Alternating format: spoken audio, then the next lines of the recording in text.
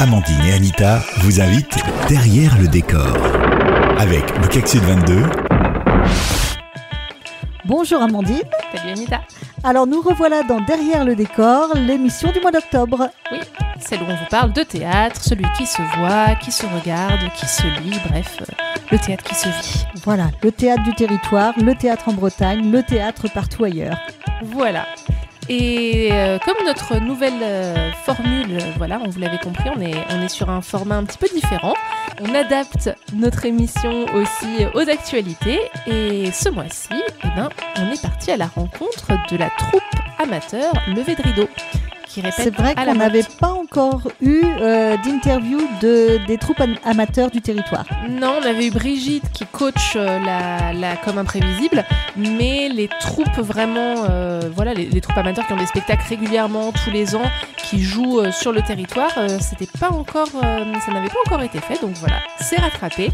Ensuite, comme d'habitude, nous retrouverons l'agenda sortie. Voilà, en Bretagne et ailleurs. Et ailleurs. Les dessous de la scène. Cette fois-ci, ça faisait longtemps et moi, vous savez que je les attends. Et le théâtre, ça se lit aussi avec encore un retour du stage, justement.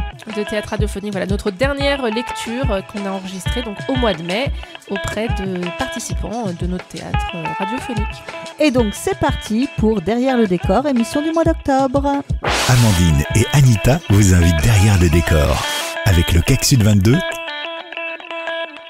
Alors Amandine, on disait que nous allions commencer par la chronique Entre quatre cieux. Oui, donc je suis allée à la rencontre de Christian et Linda, qui sont donc membres de la troupe Levé de Rideau, qui est la troupe de la Motte.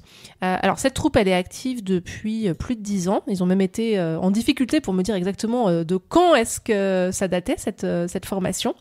Et elle rassemble à la fois donc des vétérans, des comédiens qui sont là depuis longtemps, qui participent à tous les spectacles, qui reviennent chaque année, mais aussi des nouveaux qui rejoignent cette année, le spectacle et qui peuvent changer d'une année sur l'autre. Donc n'hésitez pas, vous, si vous avez envie aussi de les rejoindre, c'est très ouvert. Et tu les as rencontrés il y a quelques semaines dans notre salle de costumes, puisqu'ils venaient justement au CAC Sud pour voir un petit peu quels costumes ils allaient pouvoir emprunter pour leurs pièces, en fait. Oui, exactement. C'est vrai qu'on a un beau fond de costumes ici au CAC Sud. On l'ouvre aux troupes, mais aussi aux particuliers, parce que c'est possible d'avoir envie de se déguiser, de se costumer. Et là, effectivement, ils avaient des recherches assez précises sur leurs personnages. Donc, j'ai pu leur montrer les différentes possibilités. Ils ont pu fouiller, ils ont pu essayer. Et effectivement, j'en ai profité pour les interroger Christian et Linda, qui sont donc deux anciens de la troupe. Eh bien, on les écoute. Alors, je m'adresse à vous deux, donc vous répondez quand vous voulez.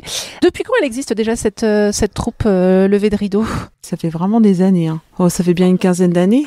Et vous deux, ça fait combien de temps que vous êtes comédiens dans cette troupe ? On est rentrés ensemble. Ouais. Je suis rentrée moi en 2011 et vous étiez déjà. Ah oui ? Ah oui, donc ça passe vite. Donc 11 ans. 11 ans, d'accord.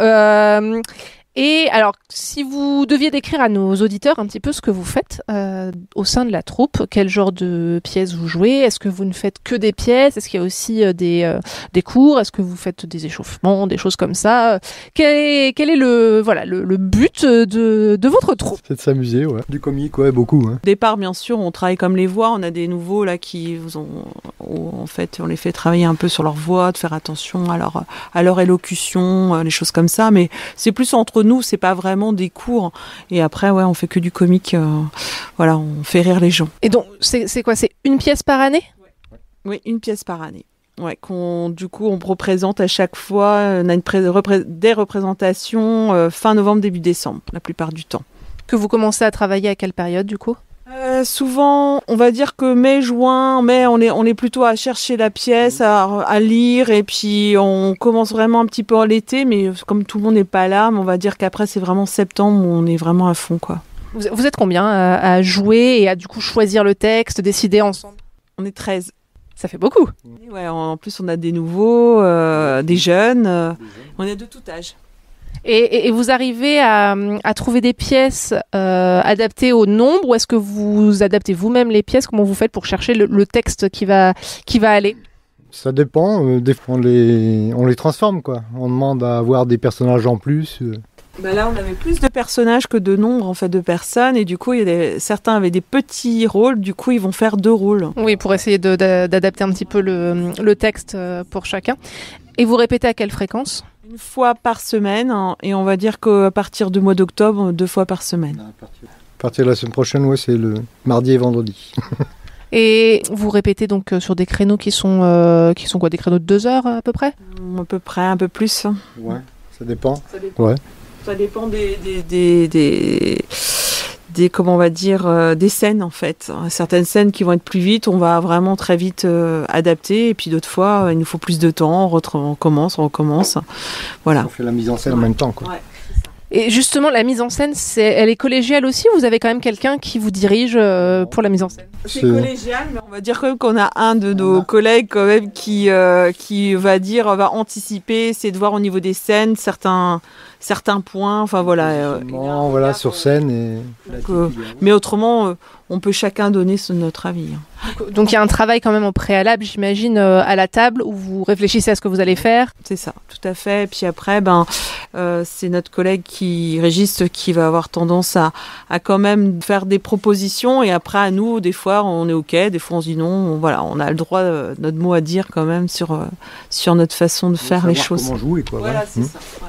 Et alors, pour donner un petit peu envie aux auditeurs de venir vous voir, sur quoi vous travaillez là pour votre prochaine représentation, puisque vous êtes quasiment là arrivé à la première. Histoire d'un village, on va dire vraiment, on est au cœur du village avec des commerçants, et ces commerçants vont avoir, on va dire qu'ils ne s'entendent pas super bien, et en fait, va se passer quelque chose avec Papy, en fait, l'ancien du village. Qui va en fait mettre en place, j'ai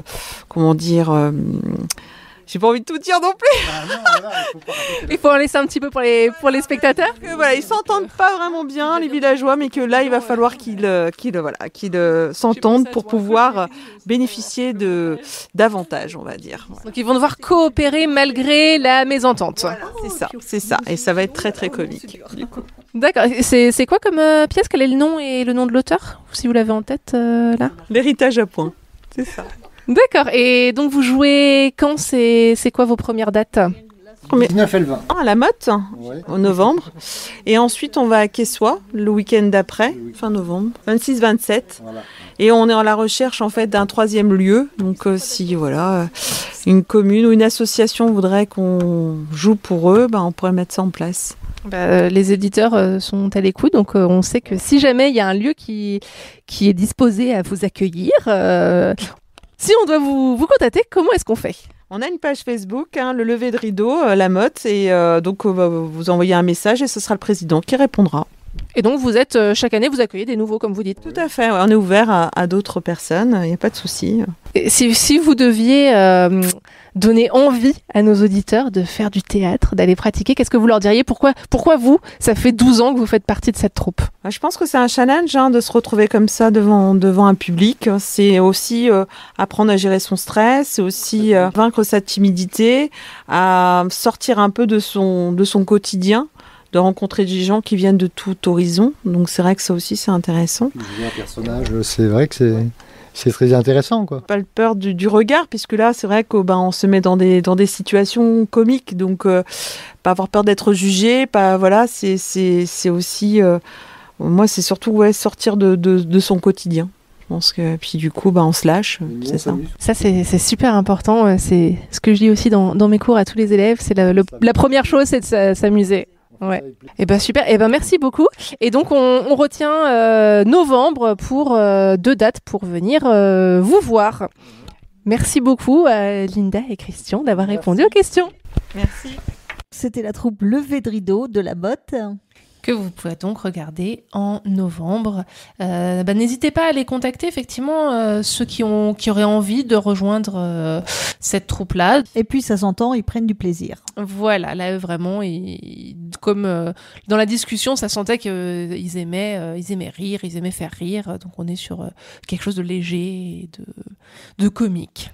Et puis si nous, en tant que spectateurs, on veut aller voir du théâtre, bien sûr Levé de rideau à la Motte, mais aussi d'autres théâtres, il y a l'agenda sortie d'Amandine. Belle transition.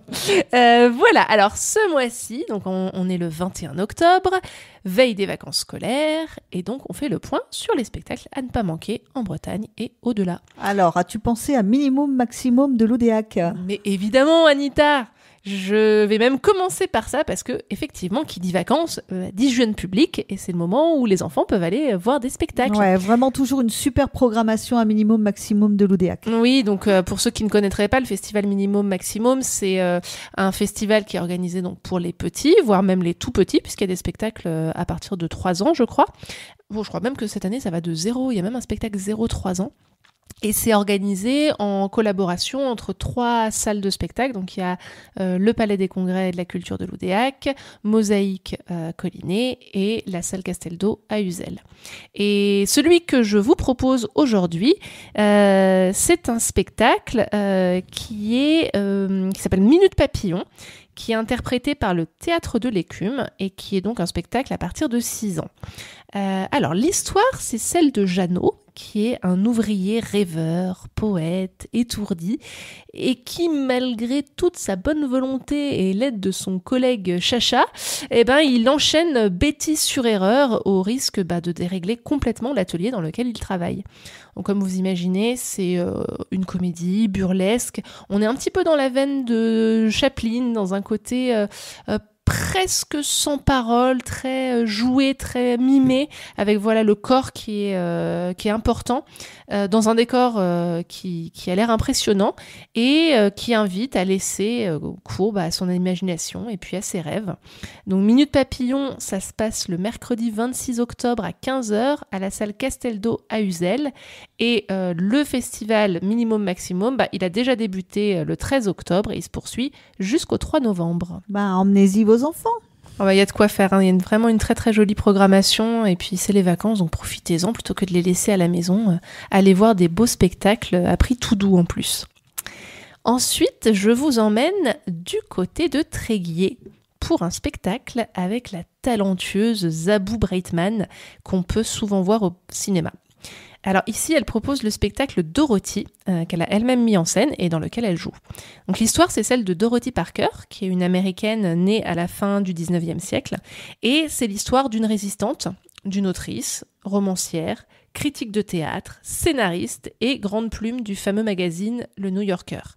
L'histoire d'une femme qui doute, qui boit, qui se débat, qui s'ennuie et qui est, quelle que soit son histoire, effroyablement seule. Et justement, on est dans un seul en scène qui est complètement porté par Zabou Breitman et qui raconte Dorothy Parker en s'appuyant en fait sur 5 des nouvelles qu'elle a écrites. Donc Dorothy, c'est à découvrir au Théâtre de l'Arche à Tréguier le samedi 19 novembre à 20h30. Joli spectacle en perspective, j'ai l'impression. Oui, puis avec une bonne comédienne. Donc si vous avez la chance d'être dans le coin, foncez-y, réservez les places tant qu'il y en a encore. Et puis, pour ceux qui voyagent, ou même ceux qui nous écoutent de là, parce que pourquoi pas, je vous emmène à Lyon pour découvrir un classique du théâtre russe. Ça s'appelle Un mois à la campagne d'Ivan Tourguenieff et c'est mis en scène par Clément Hervieux-Léger. Donc on y suit Natalia, bourgeoise, engoncée et anesthésiée par les conventions sociales, et qui revit le jour où elle rencontre Alexei, un étudiant qu'elle a engagé pour s'occuper de son fils le temps d'un été. Et donc évidemment, c'est l'histoire d'un débordement amoureux qui vient bousculer ce qui au départ devait être un séjour sans histoire. Donc, Un mois à la campagne, ça se joue du 9 au 19 novembre au Théâtre des Célestins à Lyon. Je ne vais pas dire que j'y serai, parce qu'à Lyon, ça fait un petit peu loin, mais ça donne envie en tout cas. Je comprends, mais on ne sait jamais. On a peut-être des auditeurs qui connaissent du monde à Lyon ou qui y sont. Donc la dernière saison, nous avions une rubrique qui s'appelait Les dessous de la scène. Alors les dessous de la scène, c'était un moment que j'attendais beaucoup. Et puis, donc dans notre nouveau format, on l'avait un petit peu laissé de côté, mais bien en se disant, celui-là, on le retrouvera quand même de temps en temps, parce que certains auditeurs nous ont déjà dit que ça leur manquait un petit peu quand même. Oui. Alors, quelle est l'anecdote que tu as aujourd'hui, Amandine ? Aujourd'hui, je vais vous expliquer ce que c'est que les 3 coups. Parce qu'au théâtre, il existe donc ce qu'on appelle les 3 coups, c'est-à-dire les coups annonçant le début d'un spectacle. Normalement, ça doit vous dire quelque chose. Même quand on va pas au théâtre, des fois on les entend, ces fameux 3 coups pour annoncer « écoutez-moi, ça va commencer ». Alors, pour avoir même fait du théâtre, des fois on se bat un petit peu pour qui va donner les 3 coups aujourd'hui. Ah, ça je ne me suis jamais battue pour ça, mais ça devait être... Ah ouais, c'est un petit moment, bon c'est le théâtre amateur, hein, où on est tous, c'est moi aujourd'hui. Ouais, bah effectivement, ils sont donc frappés à l'origine par un brigadier, donc c'était son rôle. Le brigadier, c'est aussi le bâton en bois qui sert à frapper les 3 coups, et c'était le signal pour tous les spectateurs que le rideau était sur le point de se lever. Mais alors, pourquoi 3 coups ? Pourquoi pas 4, pourquoi pas 2 ? Ah bah, je les ai faits, mais je ne sais pas. Eh bien, je vais t'expliquer, Anita. Bon, déjà, c'est assez drôle parce que tu le sais, les 3 coups, en fait, ça désigne les 3 derniers coups. Mais ils ne sont jamais frappés tout seuls. Ils sont toujours précédés d'une série rapide de coups, en général entre 9 et 13, et qui sont là pour attirer l'attention, jusqu'aux fameux 3 coups qui sont donnés avec 1 seconde ou 2 entre chaque. Donc c'est amusant d'avoir retenu les 3 coups alors qu'en fait, il y en a beaucoup plus. Et donc dans le vocabulaire théâtral, c'est toujours de ça dont on parle. Alors, comme d'habitude, dans mes petits dessous de la scène, vous le savez, il y a souvent plusieurs explications. Alors, la première, certains prétendent qu'il s'agissait pour les comédiens du Moyen-Âge de profiter en fait de chaque coup pour prier. Donc il y avait au nom du Père, du Fils et du Saint-Esprit un coup pour chacune de la Trinité. Alors en effet, vous le savez, je vous ai déjà dit dans cette rubrique, les comédiens, ils étaient, très mal vus par l'Église. Ils étaient très souvent excommuniés, donc n'avaient pas le droit à une sépulture décente. Et donc, c'était un petit moyen de peut-être racheter leurs péchés, ou en tout cas de se faire bien voir de la religion. Donc ça, c'est une première explication. Pourquoi pas ? Peut-être. La deuxième explication, c'est que les 3 coups correspondraient en fait aux 3 saluts qu'effectuaient les comédiens avant de jouer devant la cour. Donc il y avait un salut côté jardin, un salut côté cour et un salut côté public. Et pour le côté cour, côté jardin, je vous invite à réécouter notre émission, une de nos émissions, je n'ai plus en tête laquelle c'était. De la saison dernière. Voilà, vous avez l'explication de pourquoi est-ce qu'on parle de cour et jardin. Donc voilà, ça peut, pareil, pourquoi pas, 3 coups, 3 saluts, 3 directions. La troisième explication, elle vient du côté de Molière. Il est souvent là, Molière, c'était quand même un grand nom du théâtre classique. Ces 3 coups correspondraient à l'arrivée du roi, de la reine et du dauphin. Donc c'est une façon de les saluer aussi et de les mettre en avant.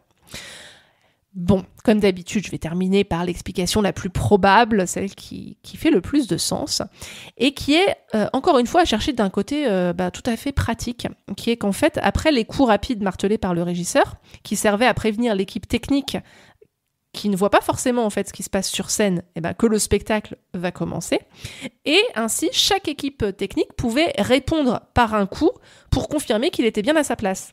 Donc, un coup pour les machinistes en haut de la scène, qu'on appelait les cintres, un coup pour ceux qui sont en dessous de la scène, qui s'occupent d'ouvrir les trappes, etc. Et enfin, un coup en coulisses.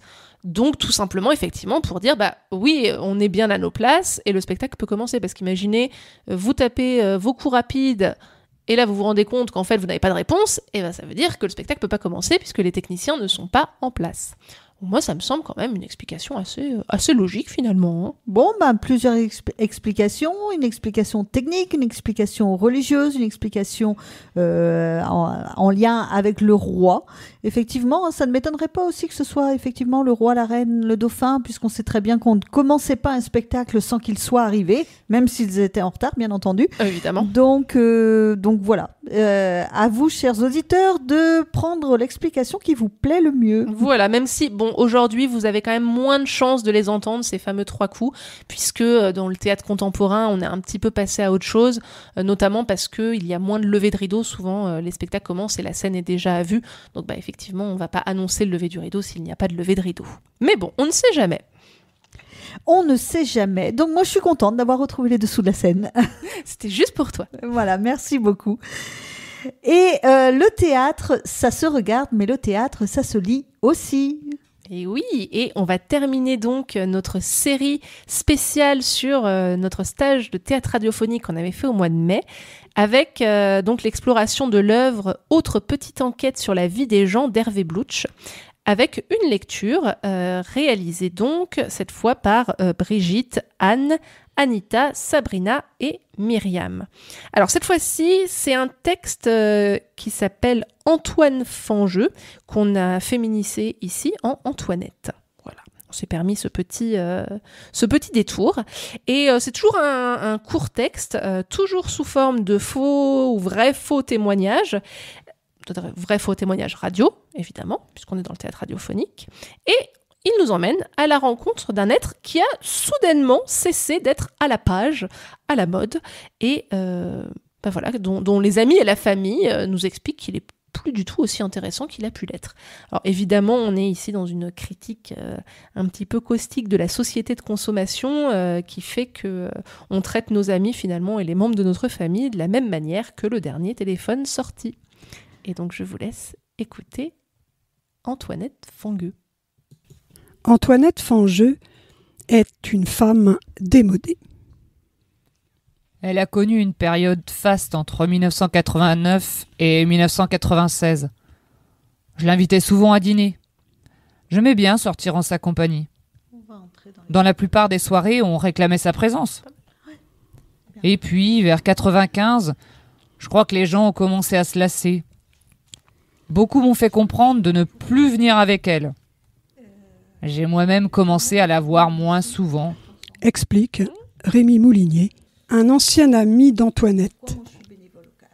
Même son de cloche du côté de Sabrina Laruelle, qui a vécu avec Antoinette de 1991 à 1996. Vous savez, c'est difficile à expliquer. Parfois, on porte un jean tous les jours parce qu'on l'adore. Et puis un beau matin, on réalise qu'il est complètement démodé. Et on ne le met plus. Même si il est évident qu'Antoinette a été plus pour moi qu'un simple jean. Pour Martine Fangeux, la mère d'Antoinette, qui avoue avoir beaucoup fréquenté sa fille à cette période, essentiellement pour être dans le coup, cette situation découle directement de la personnalité de sa fille. Une fille sympathique de prime abord, mais très vite décevant. Néanmoins, la personnalité n'explique pas tout. Geneviève Lepage, directrice de la rédaction de Biba, voit, dans le cas d'Antoinette Fangeux, l'expression d'un phénomène plus global, tout à fait typique des années 90. Sous prétexte qu'ils sont vos amis, les gens croient toujours que c'est pour la vie. C'est peut-être vrai dans les années 80 et avant, mais pas dans les années 90 qui sont les années zapping. Il faut savoir jongler avec ça, sans cesse se renouveler. Sinon, on se lasse, c'est évident. Mais pour moi, c'est très sain. Ça correspond à une vraie exigence. On est au cœur du dépassement de soi nietzschéen. Une analyse qu'Antoinette Fangeux elle-même est loin de réfuter. Il est évident qu'à un moment donné, j'ai loupé le coche. Mes amis attendaient quelque chose de moi que je n'ai pas su leur donner par manque d'adaptabilité. Cette expérience m'a renforcée. J'ai bon espoir d'être à la mode dans un nouveau cercle d'amis que j'essaie actuellement d'approcher. Si l'on peut se réjouir, à l'instar de Geneviève Lepage, de l'évolution d'une société toujours plus exigeante envers elle-même, certains intellectuels décèlent cependant, derrière ces nouveaux codes sociaux, les signes d'un déclin des rapports inter-individuels au profit de rapports de consommation sociale. Thèse que défendait dernièrement dans les colonnes du Monde le sociologue Alain Barchu dans un article intitulé « La femme, patte d'éléphant ». La femme patte d'éléphant, c'était donc Antoinette, c'est ça? Antoinette Fangeux, c'est ça. Donc encore une fois, une lecture... Elle a un texte tout à fait décalé et je le trouve assez savoureux celui-là. Il a vraiment une résonance, je trouve, assez intéressante. Oui, et donc bravo effectivement aux acteurs radiophoniques qui nous ont fait vivre ces moments-là qu'on vous a diffusés en fait après le stage que nous avions fait au mois de mai. Voilà, et on espère qu'on pourra en refaire d'autres parce que ça a été un vrai succès. Tout le monde était très content et ça donne de très belles lectures. Et on vous tiendra au courant, il n'y a pas de souci. Évidemment. Eh bien, dans ces locaux du CAC Sud, je suis contente d'avoir fait encore cette émission derrière le décor, l'émission du mois d'octobre avec toi, Amandine. Ravie toujours d'être là, de vous apprendre des choses, de vous informer sur le théâtre. Et puis on espère que ça vous plaît toujours. N'hésitez pas à commenter en dessous de la vidéo, à nous faire vos retours. On est toujours content de savoir ce qui vous a plu, ce que vous avez envie d'entendre. Donc on est à votre écoute. Et si vous voulez intervenir, bien sûr, vous nous le signalez également. Évidemment, vous pouvez écrire à théâtre@cacsud22.com. Alors, ravi de vous retrouver au mois de novembre pour la prochaine émission. On aura la surprise de ce que ce sera. À bientôt tout le monde. Au revoir. Salut Anita. Salut.